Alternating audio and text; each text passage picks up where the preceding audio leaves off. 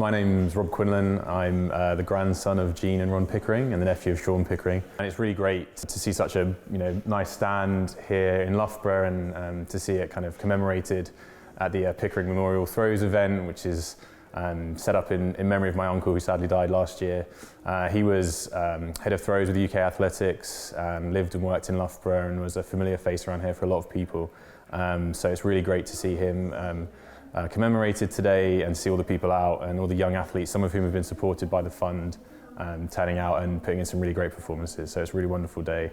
Thanks to everyone who's supported it and put this together.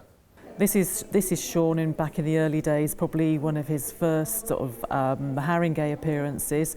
You can see with his great friend and rival there, Tony Zaidman, who was instrumental throughout his time at Haringey. He competed for Haringey throughout his career, really, even to the point of when many years later, when he was actually working for Canon, he had the honour of being jetted into a Haringey competition by the legendary Frank Williams, allowing him use of his private jet at that time. Then we can see here some of his Stanford pictures. He got a sports scholarship to Stanford after taking A-levels, essentially starting his sporting career as a hammer thrower, and then as things went on, he continued with hammer, but I think his back decided it was perhaps a step too far, and then started to work with discus and shot. After his first stint at Stanford, he then managed to get an extra year or so trying out for American football, and you can see his pictures here in the American football yearbook for 1984. We still have the American football helmet of his at home.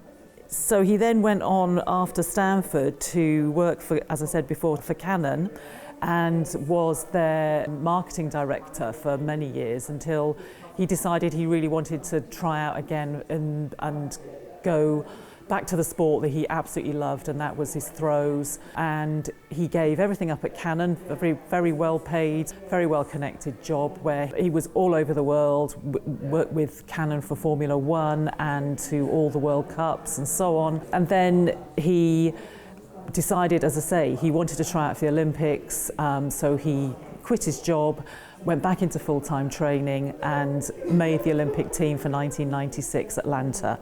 And as you can see here, these are some of the photos of him in the Olympic Stadium. And so he earned the right to have the OLY at the end of his name as an Olympian, he's a recognised Olympian.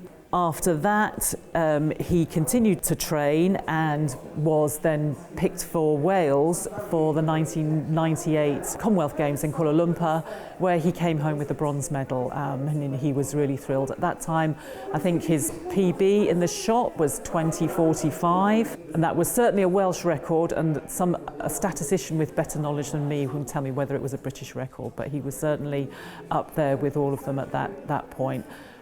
After he gained his bronze medal at Kuala Lumpur, he, I think, wisely put his athletics career to one side and began becoming a coach, which he carried out until the time of his death.